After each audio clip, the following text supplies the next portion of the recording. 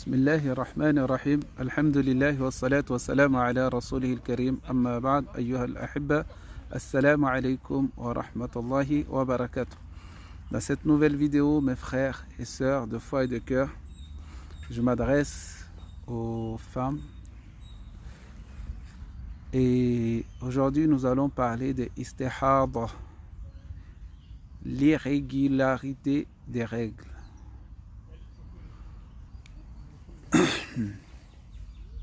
C'est un phénomène qui arrive, qui est irrégulier, qui n'est pas souvent, mais ça peut arriver à certains moments. Ça peut arriver quand on est trop stressé aussi. Il y a ce phénomène-là qui peut arriver. À l'époque du prophète sallallahu alayhi wa sallam, il y avait des femmes qui avaient cette irrégularité. On connaît Fatima bint Abi Hubaysh, on connaît Hamna et une autre aussi. Donc, à l'époque du prophète sallallahu alayhi wa sallam, il y avait ce phénomène-là. Dans un hadith rapporté par Aïcha radiallahu ta'ala anha, elle relate que Fatima bint Abi Hubaysh radiallahu ta'ala anha était venue voir le messager de Dieu sallallahu alayhi wa sallam et lui a dit: ô messager de Dieu, je suis une femme qui a l'irrégularité des règles. Fala athur, je ne deviens pas tahara, je ne deviens pas tahir, pur, propre.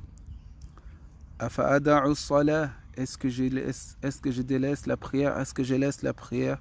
Le messager de Dieu sallallahu alayhi wa sallam lui a répondu: non. Innama dhalika irqun wa laysa bihadl. Ça c'est une veine, mais ça ce n'est pas du menstru, de la menstru. فإذا أقبلت حيضتك فدع الصلاة. Lorsque tes règles partent, alors lorsque tes règles arrivent, laisse la prière, ne prie pas. وإذا أدبرت فاغسلي عنك الدم ثم صلي. Lorsque tes règles partent, lorsque la période est finie, alors prends ton bain et prie. Ça c'est le hadith de bint Abi Hubaysh, Fatima. Alors il y a une autre que Asma. Il y a une autre toujours de Fatima bint Abi Hubaysh qui est rapportée par Asma bint Humays, c'est elle qui est partie demander au messager de Dieu sallallahu alayhi wa sallam concernant Fatima bint Abi Hubaysh, en disant que Fatima, elle a ses menstrues depuis, elle a une irrégularité, une règle continue depuis quelque temps. Elle ne fait pas la prière. Alors le messager de Dieu sallallahu alayhi wa sallam a dit: subhanallah. Qu'est-ce qu'il dit? Ça c'est un truc venant du diable.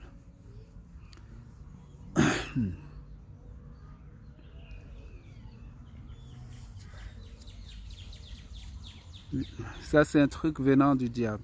Puis il dit vers la fin que lorsque cela arrive, lorsque l'heure de Asr approche, qu'est-ce qu'il doit faire? Elle se baigne et elle fait la prière de Dhuhr et de Asr. Et Maghrib, elle regroupe aussi, lorsque Maghrib entre, il laisse jusqu'à ce que Aïcha se rapproche.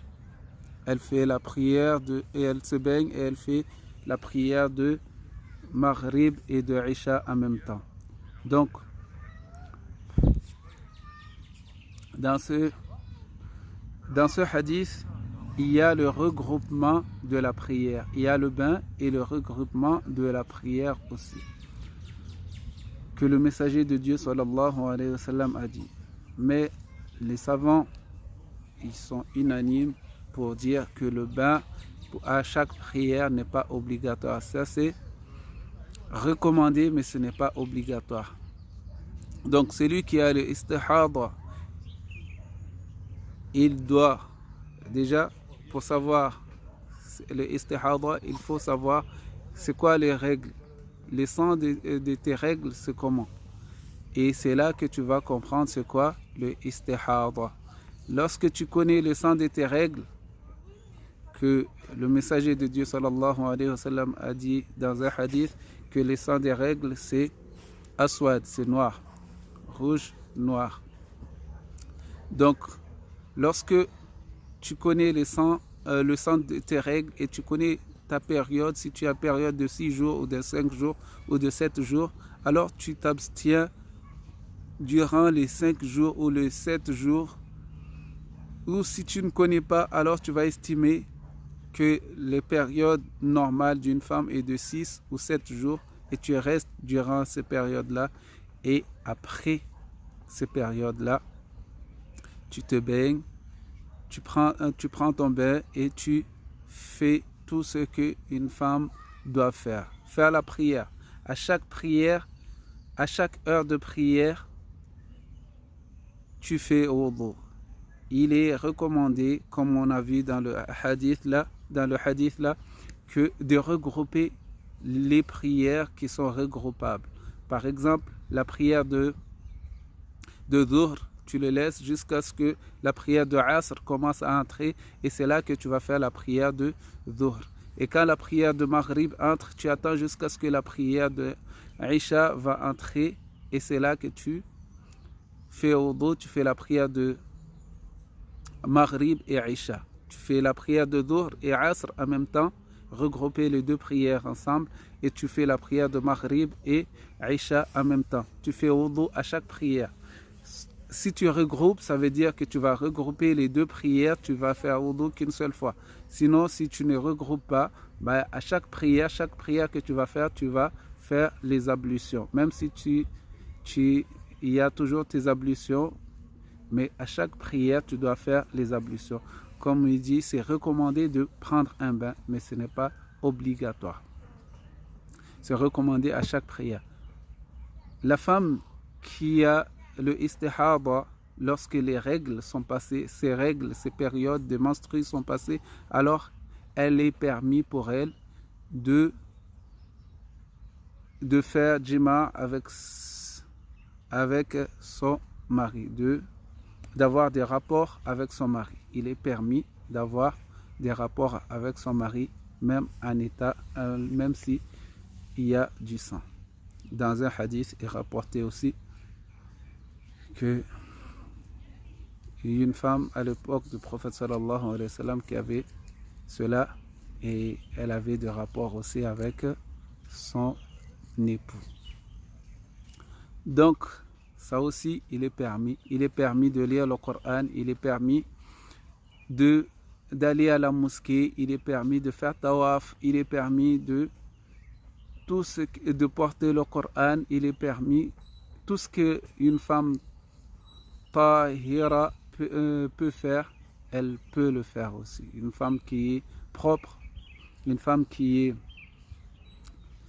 n'est pas dans l'impureté, qui n'a pas ses menstrues, une femme qui n'a pas ses menstrues peut le faire. Alors elle aussi qui est dans le istihada, qui est dans l'état d'irrégularité, elle peut le faire du moment où ces périodes de menstrues sont passées. Elle peut faire tout ce qu'une femme peut faire. La prière, c'est plus fort que autre chose, alors qu'il est permis de le faire elle doit le faire et les autres peuvent suivre aussi les autres choses. C'est-à-dire jeûner, faire le hajj, faire la umrah, tout ça, elle peut le faire aussi.